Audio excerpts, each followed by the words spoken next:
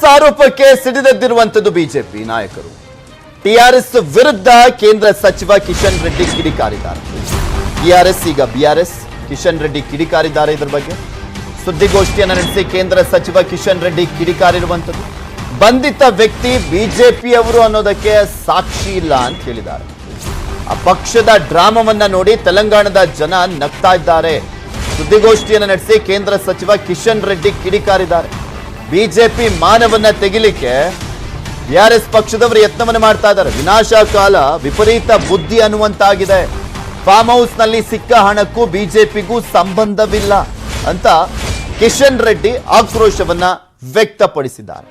But ಅಲ್ಲಿ ಯಾವ ಕಾರಣಕ್ಕೋಸ್ಕರ ಆ ಪಕ್ಷದ ಶಾಸಕರನ್ನ ಸೆಳೆಯಲಿಕ್ಕೆ ಬಿಜೆಪಿ ಮುಂದಾಗಿದೆ ಅಂತ ಅನುಮಾನಗಳು ಬಂದಿದೆಯೋ ಗೊತ್ತಿಲ್ಲ. టిఆర్ఎస్ పార్టీకి చెందినటువంటి ఎమ్మెల్యేలను బీజేపీలో చేర్పించడం కోసం ఏవో తాయిరాలు ప్రకటించి వందల కోట్ల రూపాయలు వాళ్ళకి ఇవ్వడం కోసం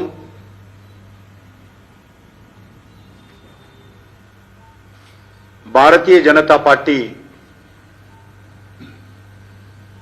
ప్రయత్నం చేసిందని, కుట్ర చేసిందని, నేరం చేసిందని రాత్రికి రాత్రి ప్రధానమంత్రి గారి దిష్టిబొమ్మలను, పార్టీ దిష్టిబొమ్మలను స్వయంగా మంత్రులు మునుగోడులో తగలబెట్టారు. ఏ పార్టీ మీరైతే గెలిచారో ఆ పార్టీకి రాజీనామా చేయకుండా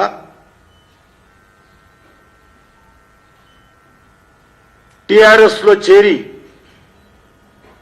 ఈరోజు అనేక రకాలుగా అధికారం అనుభవిస్తున్నటువంటి వాళ్ళు మీరు భారతీయ జనతా ಪಾರ್ಟಿಗೆ ನೀತಿ. ಇದ್ರ ಬಗ್ಗೆ ಮತ್ತಷ್ಟು ಮಾಹಿತಿಯನ್ನ ನೀಡ್ತಾರೆ ನಮ್ಮ ಡೆಪ್ಯೂಟಿ ನ್ಯೂಸ್ ಎಡಿಟರ್ ಆಗಿರುವಂತಹ ರಾಘವೇಂದ್ರ ಗುಡಿ. ನಮ್ಮ ಜೊತೆ ನೇರ ಸಂಪರ್ಕದಲ್ಲಿ ಜಾಯ್ನ್ ಆಗ್ತಾ ಇದ್ದಾರೆ. ರಾಘವೇಂದ್ರ ಗುಡಿ, ಈಗ ಆಪರೇಷನ್ ಕಮಲ ನಡೀತಾ ಇದೆ ಅನ್ನುವಂಥ ಆರೋಪಗಳು ಕೇಳಿ ಬರ್ತಾ ಇದೆ. ಬಿಆರ್ಎಸ್ ಪಕ್ಷ ಶಾಸಕರನ್ನ ಸೆಳೆಯಲಾಗ್ತಾ ಇದೆ ಅಂತ. ಏನು ಅವಶ್ಯಕತೆ ಇದೆ ಅನ್ನುವಂಥ ಪ್ರಶ್ನೆ ಇಲ್ಲಿ ಫಸ್ಟ್ ಎದ್ದೇಳುವಂಥದ್ದು. ಏನು ಅವಶ್ಯಕತೆ ಬಿಜೆಪಿಗೆ? ಈಗ 4 ಜನ ಸೆಳೆದ್ಬಿಟ್ಟು ಏನ್ ಮಾಡ್ತಾರಂತೆ? ಸುಮ್ಮನೆ ಆರೋಪನ ಅಥವಾ ನಿಜನ ಯಾರನ್ನೋ ಒಬ್ಬನ ಬಂಧಿಸ್ಬಿಟ್ಟು ವಿಚಾರಣೆ ಮಾಡ್ಲಾಗ್ತಾ ಇದೆಯಲ್ಲ? ಪೃಥ್ವಿ, ಹಣ ಸಿಕ್ಕಿದೆ 15 ಕೋಟಿ ರೂಪಾಯಿ, ಅದು ನಿಜ. ಅಲ್ಲಿ 4 ಜನ ಶಾಸಕರು ಇದ್ರು, ಅದು ಕೂಡ ನಿಜ. 100 ಕೋಟಿ ರೂಪಾಯಿಯಷ್ಟು ಪ್ರತಿ ಶಾಸಕರಿಗೂ ಕೂಡ ಬಿಜೆಪಿ ಆಫರ್ ಮಾಡಿತ್ತು ಅಂತ ಆರೋಪವನ್ನ ಟಿಆರ್ಎಸ್ ಮಾಡಿದೆ, ಅದು ಕೂಡ ನಿಜ. ಇಲ್ಲಿ ಆರೋಪ ಆರೋಪಗಳೇನಿದಾವೆ ಗಂಭೀರವಾದಂತದ್ದಾಗಿದ್ದಾವೆ.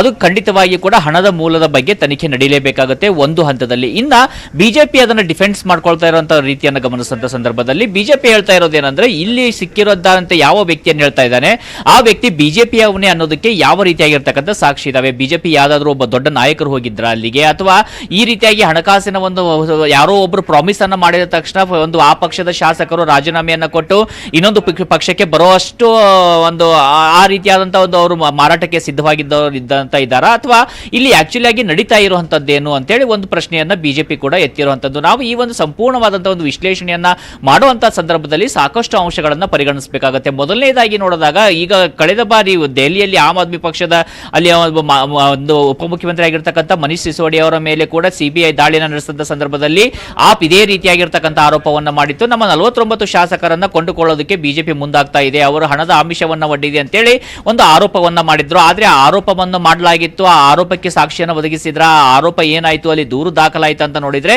ಇವತ್ತು ಆ ಒಂದು ವಿಷಯದಲ್ಲಿ ಯಾವುದೇ ರೀತಿಯಾದಂತಹ ಬೆಳವಣಿಗೆಗಳು ಕಂಡು ಬರ್ತಾ ಇಲ್ಲ. ಇದು ಒಂದು ಹಂತ. ಎರಡನೇ ಹಂತದಲ್ಲಿ ನೋಡಿದಾಗ, ಇವತ್ತು ತೆಲಂಗಾಣದಲ್ಲಿ ಕೆಸಿಆರ್ ಅವರ ಒಂದು ಮುಖ್ಯಮಂತ್ರಿ ಆಗಿದ್ದಾರೆ. ಅಲ್ಲಿ ಅವರದೇ ಆಡಳಿತದ ಇರತಕ್ಕಂಥದ್ದು, ಪೊಲೀಸರು ಕೂಡ ಅವರ ಆಡಳಿತದಲ್ಲಿ ಬರುವಂತವರು, ಅವರು ಒಂದು ದೂರನ್ನ ದಾಖಲು ಮಾಡಿಕೊಂಡು ಈ ಒಂದು ಹಣದ ಮೂಲವನ್ನ ಪತ್ತೆ ಹಚ್ಚುವಂತ ಕಾರ್ಯಕ್ಕೆ ಮುಂದಾಗ್ತಾರ ಅನ್ನೋದು ಸದ್ಯಕ್ಕಿರ್ತಕ್ಕಂಥ ಪ್ರಶ್ನೆ. ಇನ್ನ ಕೇವಲ ಒಂದೇ ಒಂದು ವರ್ಷ ಬಾಕಿ ಇರುವಂತದ್ದು ತೆಲಂಗಾಣದಲ್ಲಿ ಎಲೆಕ್ಷನ್ ಇರುವಂತಹ ಸಂದರ್ಭದಲ್ಲಿ, ಈಗ ಆಪರೇಷನ್ ಕಮಲ ಅಂತ ಮಾಡಿದಂತ ಸಂದರ್ಭದಲ್ಲಿ ಬಿಜೆಪಿ ಮೇಲೆ ಆರೋಪ ಇರೋದು ಸುಳ್ಳಲ್ಲ. ಆ ರೀತಿಯಾದಂತಹ ಸಾಕಷ್ಟು ಒಂದು ಉದಾಹರಣೆಗಳು ಕೂಡ ಕಂಡು ಬಂದಿದ್ದಾವೆ. ಉದಾಹರಣೆಗೆ ಇವತ್ತು ನಾವು ಮಧ್ಯಪ್ರದೇಶವನ್ನ ಗಮನಿಸ್ತಾ ಇದ್ರೆ, ಮಹಾರಾಷ್ಟ್ರವನ್ನ ಗಮನಿಸ್ತಾ ಇದ್ರೆ, ಕರ್ನಾಟಕದಲ್ಲಿ ಆದಂತಹ ಡೆವಲಪ್ಮೆಂಟ್ ಗಳನ್ನ ನೋಡ್ತಾ ಇದ್ರೆ ಬಿಜೆಪಿ ಮೇಲೆ ಸಾಕಷ್ಟು ಆರೋಪಗಳು ಕೇಳಿ ಬಂದಿದ್ದಾವೆ. ಆ ರೀತಿಯಾದಂತಹ ಒಂದು ಅಲ್ಲಿ ಅಧಿಕಾರದಲ್ಲಿ ಇದ್ದಂತ ಸರ್ಕಾರವನ್ನ ಬೀಳಿಸಿ ಇನ್ನೊಂದು ತಾವು ಅಧಿಕಾರಕ್ಕೆ ಬಂದಂತ ಉದಾಹರಣೆಗಳು ಕೂಡ ಇದಾವೆ, ಅದು ಇಲ್ಲ ಅಂತಲ್ಲ. ಆದ್ರೆ ಈ ಒಂದು ಸಂದರ್ಭದಲ್ಲಿ ಕೇವಲ 1 ವರ್ಷ ಅಥವಾ 8 ರಿಂದ 9 ತಿಂಗಳು ಚುನಾವಣೆ ಇರುವಂತಹ ಸಂದರ್ಭದಲ್ಲಿ ಬಿಜೆಪಿ ಈ ರೀತಿಯಾದಂತಹ ನಡೆಗೆ ಮುಂದಾಗುತ್ತಾ ಅಥವಾ ಮುಂದಾಗೋದಾಗಿದ್ರೆ ಯಾವ ಕಾರಣದಿಂದಾಗಿ ಮುಂದಾಗಿದ್ದು, ಅಲ್ಲಿ ಎಷ್ಟು ಜನ ಶಾಸಕರನ್ನ ಕೊಂಡುಕೊಳ್ಳೋದಕ್ಕೆ ಸಾಧ್ಯ ಆಗುತ್ತೆ ಅಥವಾ ಕೊಂಡುಕೊಳ್ಳೋದಕ್ಕೆ ಮುಂದಾಗಿದ್ದೇ ಆದ್ರೆ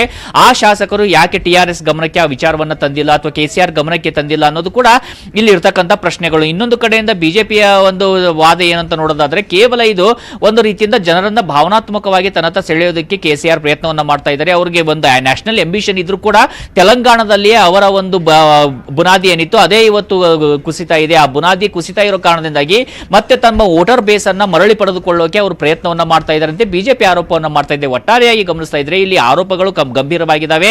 ಆದ್ರೆ ಅದು ಕೇವಲ ಆರೋಪವಾಗಿ ಗಾಳಿಯಲ್ಲಿ ಗುಂಡು ಹಾರಿಸ್ತಾ ಇರುತ್ತಾ ಅಥವಾ ನಿಜಕ್ಕೂ ಕೂಡ ಅದು ತನಿಖೆ ಆಗಿ ಇಲ್ಲಿ ಯಾವ್ದಾದ್ರು ಒಂದು ಇಂಡಿಪೆಂಡೆಂಟ್ ಜುಡಿಷಿಯಲ್ ನೇತೃತ್ವದಲ್ಲಿ ಏನಾದ್ರು ತನಿಖೆ ನಡೆಸುವಂತದ್ದು ಅಥವಾ ಸೆಂಟ್ರಲ್ ಏಜೆನ್ಸಿ ಮೇಲೆ ಏನಾದ್ರು ಒಂದು ಈ ತನಿಖೆಯನ್ನು ವಹಿಸುವಂತದ್ದು, ಸೆಂಟ್ರಲ್ ವಹಿಸದೇ ಇದ್ರೂ ಕೂಡ ನ್ಯಾಯಾಂಗದಿಂದ ತನಿಖೆಯನ್ನು ನಡೆಸುವಂತದ್ದು ಮುಂತಾದ ಕ್ರಮಗಳಿಗೆ ಏನಾದ್ರು ಕೆಸಿಆರ್ ಮುಂದಾಗ್ತಾರೆ ಅನ್ನೋದು ಸದ್ಯಕ್ಕಿರ್ತಕ್ಕಂಥ ಪ್ರಶ್ನೆ. ಒಂದು ವೇಳೆ ಆ ರೀತಿಯಾಗಿ ನ್ಯಾಯಾಂಗ ತನಿಖೆ ಆದಂತ ಸಂದರ್ಭದಲ್ಲಿ ನಿಜಕ್ಕೂ ಕೂಡ ಹಣದ ಮೂಲ ದೊರೆತು ಅದು ಯಾರು ಆರೋಪ ಮಾಡಿದ್ದಾರೆ, ಅದು ಆರೋಪ ನಿಜ ಹುರುಳಿದೆಯಾ, ಆರೋಪದಲ್ಲಿ ಹುರುಳಿಲ್ವಾ ಅನ್ನೋದು ಗೊತ್ತಾಗುತ್ತೆ.